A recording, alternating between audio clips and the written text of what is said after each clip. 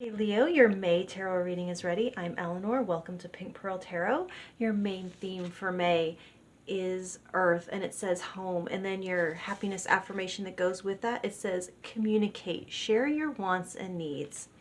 So what these mean for May is that it's all about advocacy. Advocacy for your health, the health of your body, the immediate physical environment that supports your body, for the community that you live in, and for the planet itself that we all call home. Number 3, Interplanet Avenue, Unit Northwest. Anyway, advocacy for these outer things that support you. It isn't done out of the goodness of your heart or charity as though those things are separate or other from you. It's a matter of self-interest and getting your needs that sustain life met. And don't forget advocacy for your mental health. The brain is the command center of your bodily home. It's the home of your consciousness. So speak up on behalf of your inner environment as well.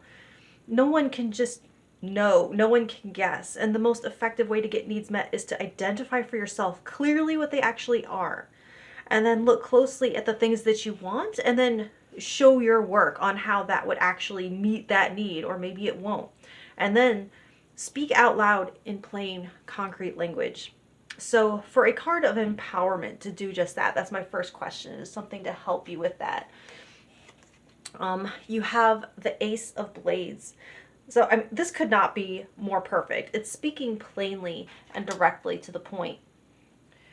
No hinting, no guessing games, no questions answered with questions. Wield your sword of truth. Say it out loud. Like, this is what I need. Can you give it to me? Yes or no? If you're advocating for the outer spaces that you call home, do so bravely and clearly. This is talking about well thought out communication, not like impassioned pleas or appeals to people's altruism. It's objective truth that can't be disputed. And also it's a call to be specific. You're not asking for someone or others to meet the need.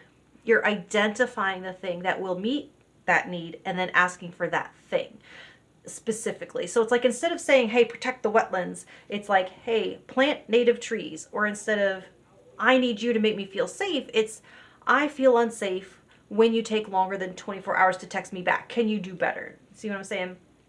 So for where you will see the most change, you have the 9 of Candles. So you could see changes in your resolve, your dedication to finishing things you start, your focus, and like commitment to protecting what you've worked for or what you've fought for. There's an increase in responsibility perhaps, but there's an increase in the strength and energy to follow through on it. And there's also the feeling of a nearing completion point, feeling like the end is in sight.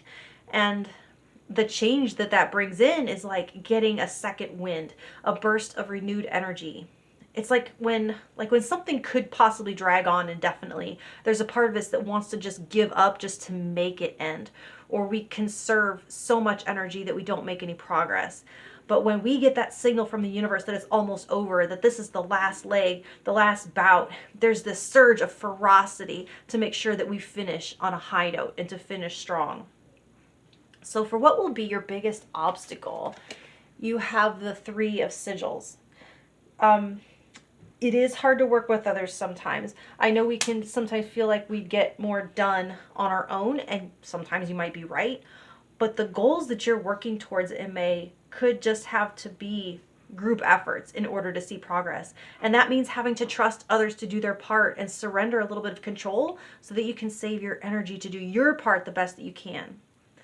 It's not that your team is an actual obstacle. It could be more of your attitude about teamwork that's the obstacle.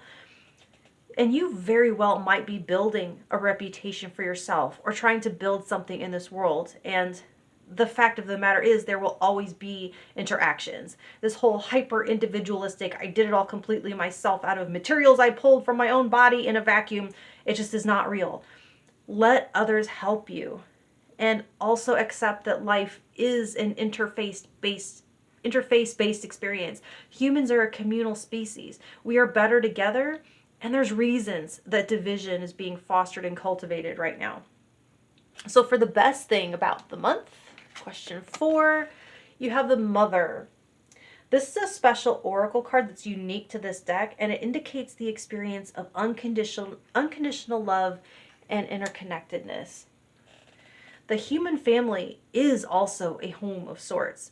And so there's an element of reparenting yourself and taking care of yourself like a mother would take care of her child. It kind of reminds me of that exercise of keeping a photo of yourself as a kid and then running your self-talk through that filter of, would I say what I just said to myself? Would I say that to that little kid in the photo? And that part of you that wants to reach out and hold them and protect them, let that take you over now and hold and protect you now as you are. And some of you could see heightened creativity at this time or heightened fertility, so be careful if that's not something you want. There is an inflow of maternal instinct supporting you in that overall message of advocacy. Because like the earth is the ultimate mother, right? The beginning of all things. The thing of that which place from which all things spring. It speaks of a time for healing, especially if you have wounds around home and security. I feel like, isn't there some sort of saying like if mothers ruled the world, there'd be no war or something like that? So for your influence and impact on others, you have the Eight of Books. It's kind of like the Eight of Cups, but not exactly. So you're showing up as a unique type of leader right now, one that's changing narratives and inspiring people to want more, to expect more, to believe they're worth more, or that more is possible.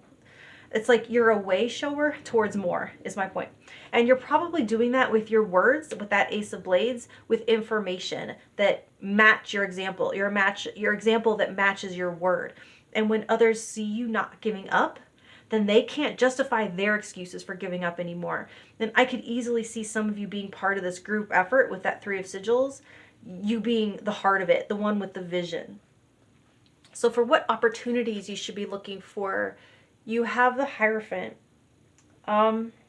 This is a card of tradition, structure, and spiritual leadership. So look for opportunities to demonstrate spiritual leadership or to uphold your most meaningful traditions, to create structures in your life that support whatever you consider to be your purpose.